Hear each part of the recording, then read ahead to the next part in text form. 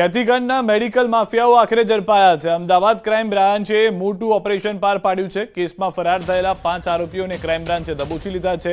ખ્યાતિ multi speciality હોસ્પિટલના CEO Chirag Rajput, marketing manager Rahul Jain અને મિલિંદ પટેલ, પ્રતિક ભટ્ટ અને પંકિલ પટેલની અલગ અલગ સ્થળેથી ધરપકડ કરવામાં આવી છે। આરોપીઓ મધ્ય ગુજરાતના ફાર્મ હાઉસમાં છુપાયા હોવાની માહિતી હતી, જેમાં ચિરાગ ખેડાથી જ્યારે રાહુલ અને મિલિંદ ઉદયપુરથી ઝડપાયા છે। વધુ માહિતી ન્યૂઝ 18 સંવાદદાતા નવીન પાસેથી મેળવીશું। નવીન, મોટી સફળતા ક્રાઇમ બ્રાન્ચને મળી છે। જે ભરોસો મૂકવામાં આવ્યો હતો ઓપરેશનને લઈને સરકાર તરફથી, ગૃહ રાજ્યમંત્રી તરફથી, તેમાં તેઓ પાર આવ્યા છે। સિદ્ધાર્થ, અત્યારે 5 આરોપી આપ લાઈવ સ્ક્રીન પર જોઈ શકો છો, જેમાં સૌથી પહેલો જે છે તે મિલિંદ પટેલ છે, તેની બાજુમાં રાહુલ જૈન, પછી ચિરાગ રાજપૂત, પ્રતિક ભટ્ટ અને પંકિલ પટેલ, 5 આ છે। પ્રશાંતની ધરપકડ થઈ ચૂકી છે। એટલે આ કેસમાં હજી 3 વોન્ટેડ છે, જેમાં સંજય પટોલિયા, રાષ્ટ્રીય કોઠારી અને કાર્તિક પટેલ।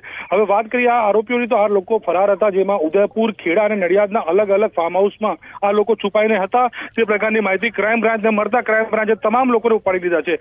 મહત્વની વાત એ છે સિદ્ધાર્થ કે ચિરાગ રાજપૂત, જે આપ જોયા હશો કે જ્યારે ઘટના બની ત્યારે દાઢી રાખેલી હાલતમાં અને પોતાનો વેશ પલટો કરીને ફરાર થયો હોય એ પ્રકારના દ્રશ્યો બી દેખાઈ આવે છે કે તેને પોતાની દાઢી જે છે તે કઢાઈ નાખી હતી કે એની ઓળખ ના થાય। એટલે કહી શકાય કે આરોપીઓએ પોતાની રીતે વેશ પલટો બી કર્યો છે કે પોલીસ એમને ના પકડી શકે, અને તેમનો પ્લાન જ હતો કે પોલીસથી ભાગવાનો। પરંતુ ક્રાઇમ બ્રાન્ચે ગણતરીના દિવસોમાં આ લોકોની ધરપકડ કરી છે। ત્યારે હવે માત્ર 2 આરોપી જે અત્યારે છુપાયા છે તે લોકોને શોધવાની કામગીરી કરી રહી છે પોલીસ। જી નવીન, સૌથી વધારે મહત્વની વાત, કઈ રીતે આખું ઓપરેશન પાર પાડવામાં આવ્યું? બાતમી મળ્યાની વાત પણ આમ જાણવા મળી રહી છે કે મધ્ય ગુજરાતમાં હોઈ શકે છે, તેવી પણ બાતમી હતી તેમની પાસે।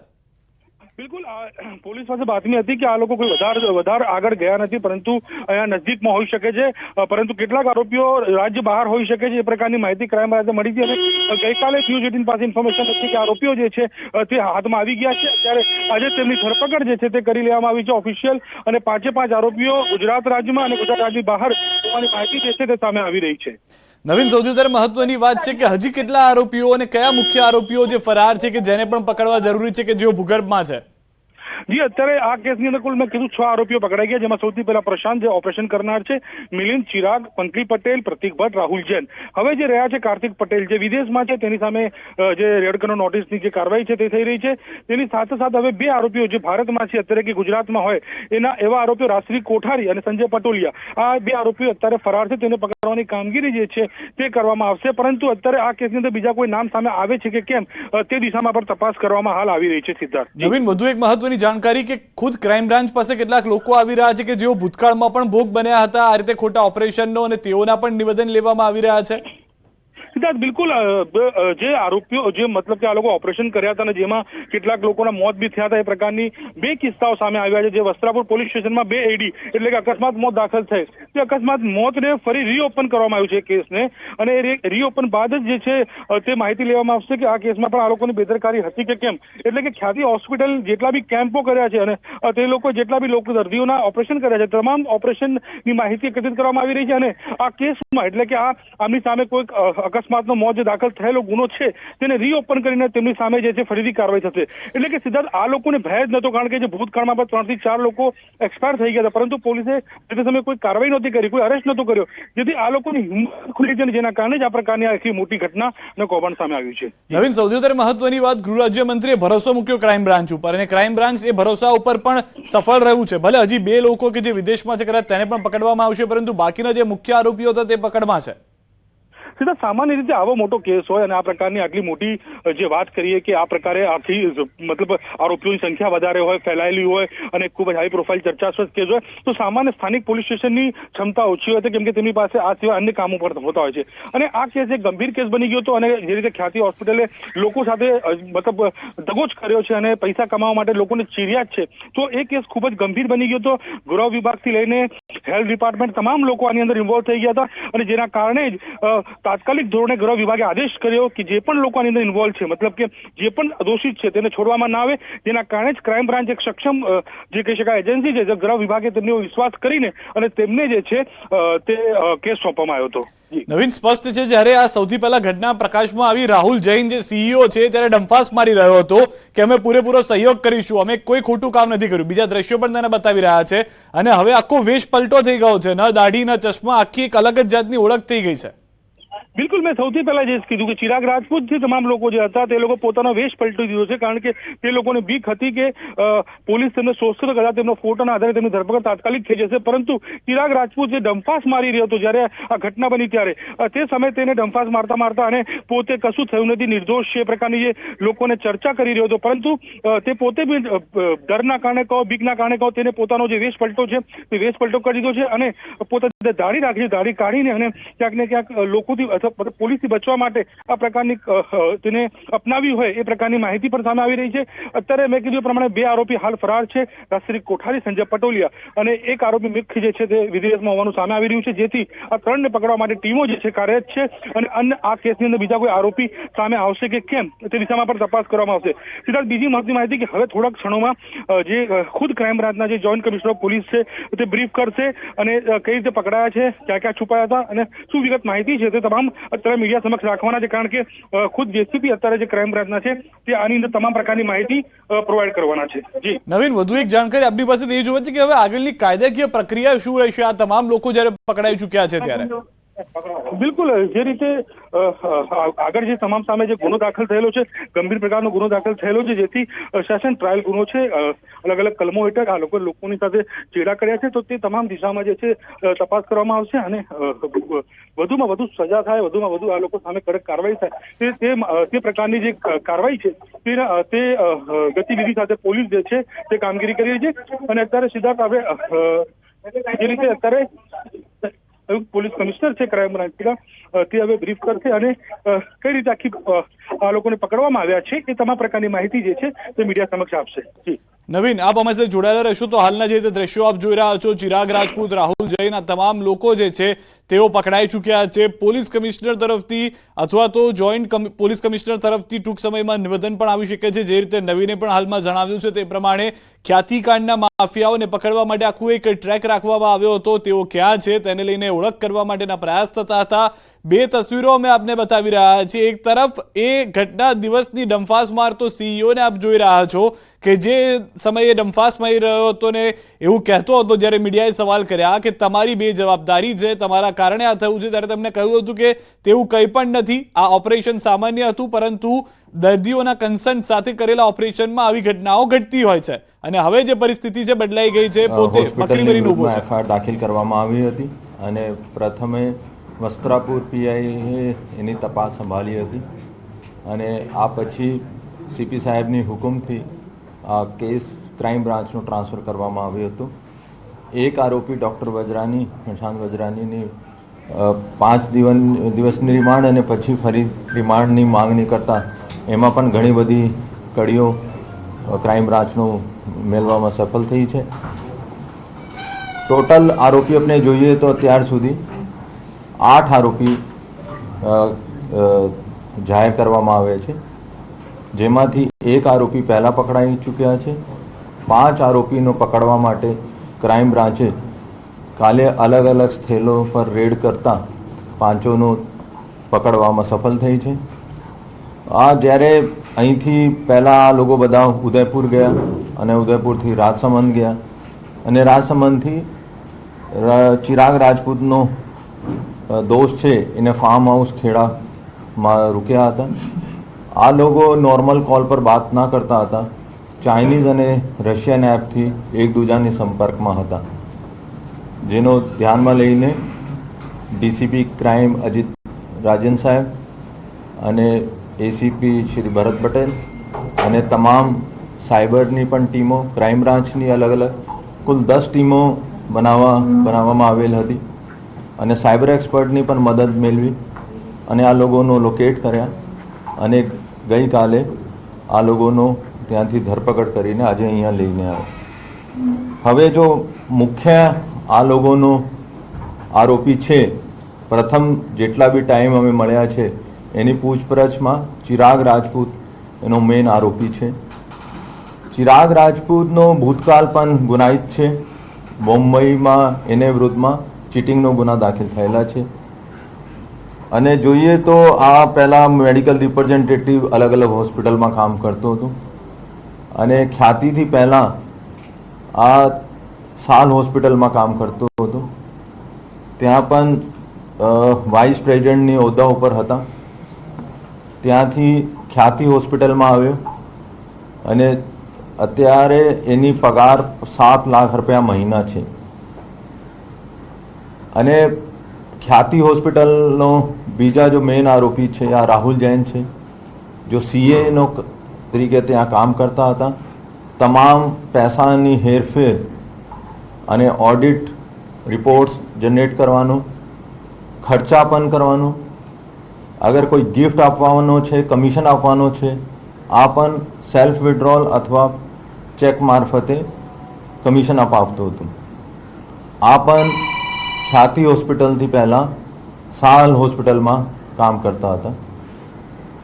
અને ખ્યાતિ હોસ્પિટલની અગર અમે ઇન્કમ જોઈએ તો 70% 70% સરકારી યોજનાઓમાંથી જો એનો પૈસા મળે છે, એનો કુલ રિવેન્યુ 70% ત્યાંથી આવતો હતો અને 30% ઓપીડી અને જો હોસ્પિટલ જેના પાસે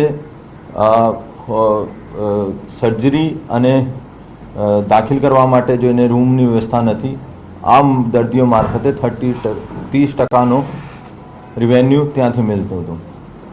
ચિરાગ રાજપૂતે એને અંડર એક ટીમ રાખી હતી. એક મિલિંદ પટેલ છે જો પહેલાં સાલમાં પણ નોકરી કરતા હતા અને એને થોડા શેર માર્કેટમાં નુકસાન જતા એના વિરુદ્ધમાં પણ પહેલાં 2 કેસ 138 મુજબ દાખલ થયેલા છે. આ લોકોનું કામ છે કે અલગ અલગ કેમ્પોમાં ગામડાઓમાં જાય, ત્યાં મેડિકલ કેમ્પ યોજે અને મેડિકલ કેમ્પ યોજે ત્યાં જેનો તકલીફ હોય ત્યાં સીધા આ લોકો એનો ઇન્ડોર પેશન્ટ તરીકે દાખલ કરાવતા. અને પીએમજે પોર્ટલ પર 2 ટાઈપનો આ લોકો એન્ટ્રી કરવાની હોય, એક એમરજન્સી કેસ, એક નોર્મલ કેસ. અને એમરજન્સી કેસમાં ઝડપથી આ લોકોનો અપ્રુવલ મળી જતા હતા. તો આ કેસમાં પણ આ લોકોએ જેટલા બી ઓપરેશન કર્યા બધા એમરજન્સીમાં બતાવવામાં આવ્યો અને જેના આધારે આ ત્યાંથી ક્લેમ પણ મેળવતા હતા.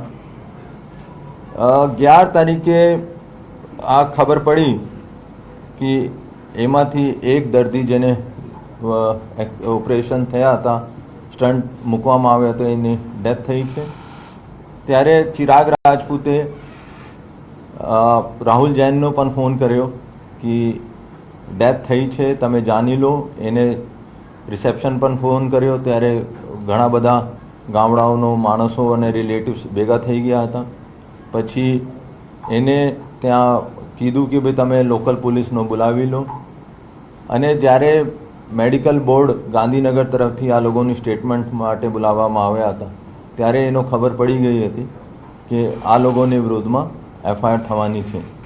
ત્યારથી આ લોકોએ બધા મોબાઈલ વોશઆઉટ કર્યા, મોબાઈલ બંધ કર્યો અને પછી આ વાઈફાઈ અથવા જો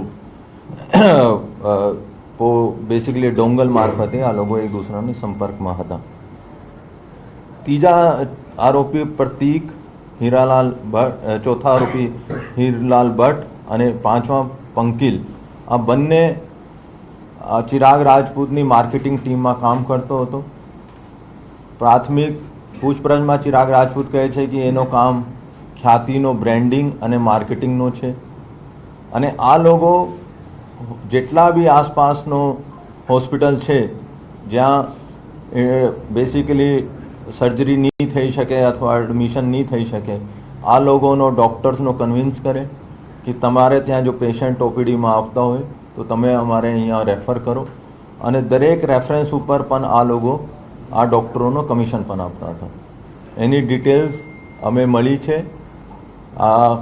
આજે અરેસ્ટ કર્યા પછી કાલે રિમાન્ડ માંગવામાં આવશે અને આ તમામ મુદ્દાઓ જેટલા કે ભાઈ ક્યાં કોને કોને કેટલી કમિશન લીધું, એનો કોણ હેલ્થ ડિપાર્ટમેન્ટમાં સંપર્કમાં હતા અને કોઈ સરપંચોને સંપર્કમાં હતા, કેવી રીતે એનો ફાસ્ટ એપ્રુવલ મળતી હતી અને આ લોકોનો જ્યારે આ છુપીઓ કોને મદદ કરી અને આ મોબાઈલ એને ડિલીટ કર્યો, કેના કહેવાથી આ પુરાવાનો નાશ કર્યો, આ બધા જો મુદ્દાઓ છે આ રિમાન્ડ મેળવ્યા પછી એનો તપાસ કરવામાં આવશે.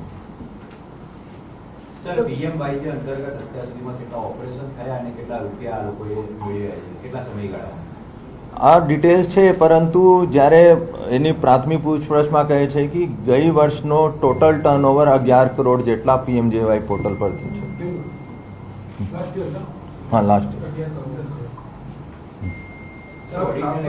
તપાસ થઈ છે, કેટલી વખત ઓડિટ થયું, કોણ કરતું હતું ઓડિટ? સીએ એનો રાહુલ જૈન કરતો હતો અને ઘણી બધી ઓડિટ જ્યારે થતી હતી દર વર્ષે, ત્યારે કોઈ એમાં કોઈ કમી હોય તો આ લોકો દૂર કરાવતા હતા.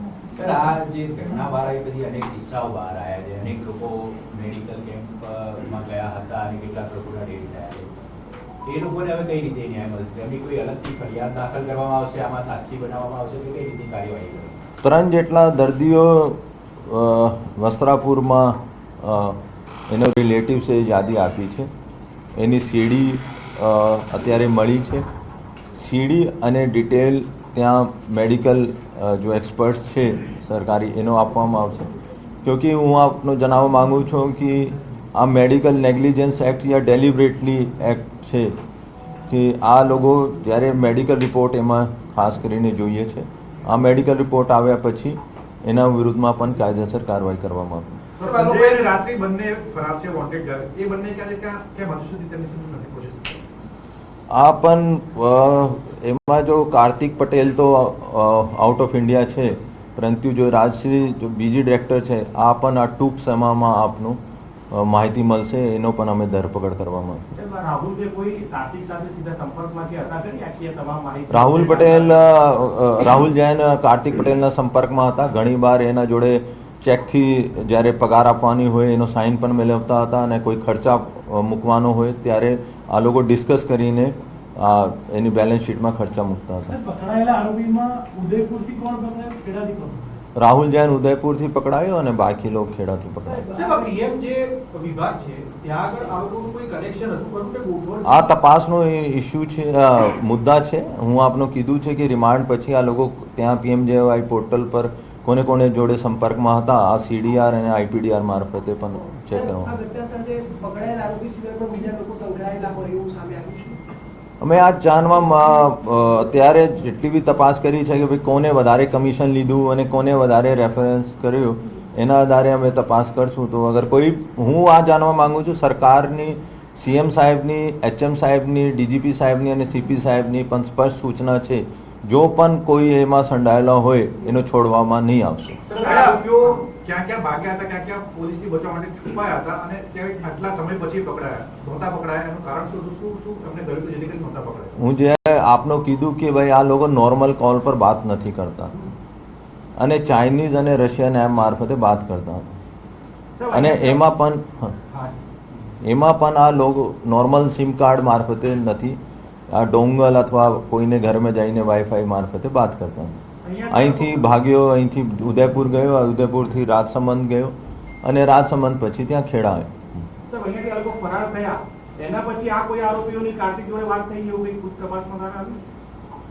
અત્યારે તો જ્યારે આ પકડવામાં આવ્યો તો એને આ લોકો વકીલ મારફતે ટચમાં હતા અને ઘણા બધા ડાટા અને લોગ એને ડિલીટ કર્યો હતો. હું આપને કીધું છે કે આ બધું ટેકનિકલ એનાલિસિસ છે, ક્યોંકि નોર્મલ કોલ પર કાર્તિક પટેલનો તો કોઈ સંપર્ક ના કરે. આ લોકો ઘણા બધા જો વેબ પ્લેટફોર્મ્સ છે એના ઉપર વાત કરતા હોય અને એની માહિતી કદાચ એનો અગર નોર્મલ ટેકનિકલ એનાલિસિસમાં આવશે તો ખબર પડશે. ખેડાનું કયું ફાર્મ છે? ખાલી લોકેશન કે નામ જણાવી શકાય?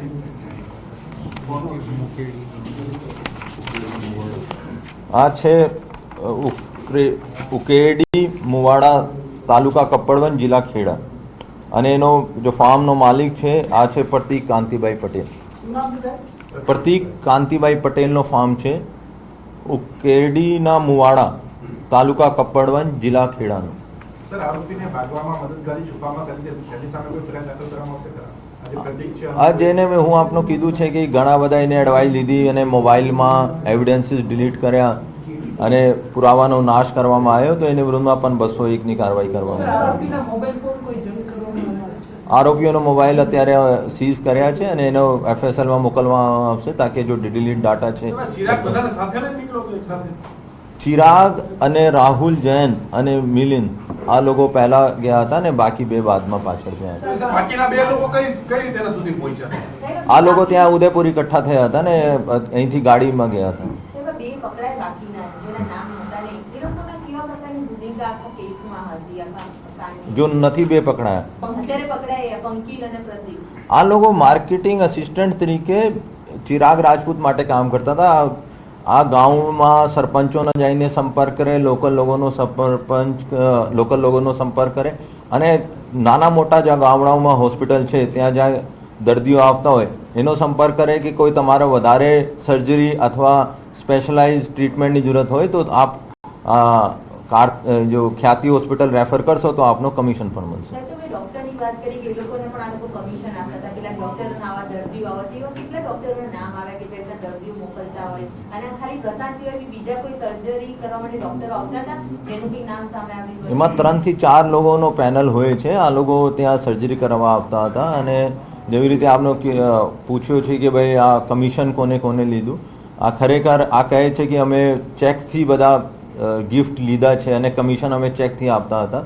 આ લોકોનો આ ટેકનિકલ અને અકાઉન્ટ ડિટેલ્સની મદદથી આ બધું ચેક કરવાનું. ફાર્મ હાઉસમાં કેટલા દિવસથી રોકાણ હતા અને ત્યાંથી એની ગતિવિધિ કેવા પ્રકારની હતી?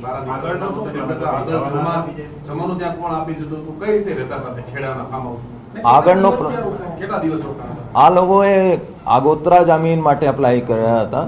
આ લોકોનો આ ટ્રાય હતો કે ત્યાં સુધી આ લોકો છુપી જાય અને જ્યારે એનો આગોતરા મળે ત્યારે હાજર થાય અને આ લોકોનો પ્લાન આ હતો અને ત્યાં બિલકુલ લિમિટેડ અવર જવર કરતા હતા અને કોઈને લોકલ જોડે પણ સંપર્ક નથી કરતા હતા અને કોઈ પણ નોર્મલ તરીકે મોબાઈલનો ઉપયોગ નથી કરતા હતા. કેટલા દિવસ ત્યાં રોકાણ હશે ખેડા ફાર્મ હાઉસ? આ લોકો અત્યારે ડિટેલ અમે ત્યાંનો આજુબાજુ સીસીટીવી ચેક કરીએ છીએ પણ છેલ્લા 4-5 દિવસથી ત્યાં આ ઓપરેશનનો હું ડિટેલ નહીં બતાવી શકું તાકે આગળ ભવિષ્યમાં કોઈ એનો અવોઇડ ના કરે. નહીં, એનો પણ ચેક કરીએ છીએ કે મિત્રતા તરીકે કર્યો અને શું એને મદદ કરી અને લાયા છે. નો ડાઉટ એને પૂછપરછ ચાલુ છે. અગર એની કંઈ સંડોવણી હોય તો એનો પર કાયદેસર કાર્યવાહી કરવા. એને ખબર હતી ખરા કે આ કેસના જ આરોપી છે? હા, એનો ખબર હતી.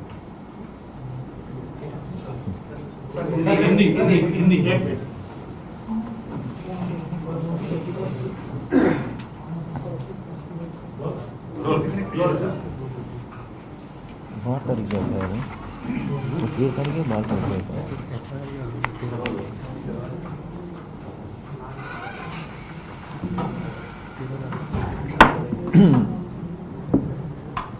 जैसा कि आप जानते हैं 13 तारीख वस्त्रापुर पुलिस स्टेशन में ख्याति हॉस्पिटल के विरुद्ध में एफआईआर दाखिल करवा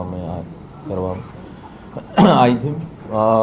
उसके अंतर्गत एक आरोपी जो डॉक्टर प्रशांत बिजरानी था उसको लोकल पुलिस ने अरेस्ट किया था. उसकी रिमांड भी ली थी. उसके बाद सीपी सर के हुक्म से वो केस क्राइम ब्रांच को ट्रांसफ़र किया गया. क्राइम ब्रांच ने उसकी फर्दर रिमांड ली और उसमें काफ़ी कुछ पुरावा हमें मिला है. काफ़ी एविडेंसेस हमने कलेक्ट किए हैं. टोटल अभी तक की पूछपरछ और तपास में देखा जाए तो टोटल 8 आरोपी जाहिर किए गए हैं जिसमें से एक आरोपी पहले पकड़ा जा चुका था.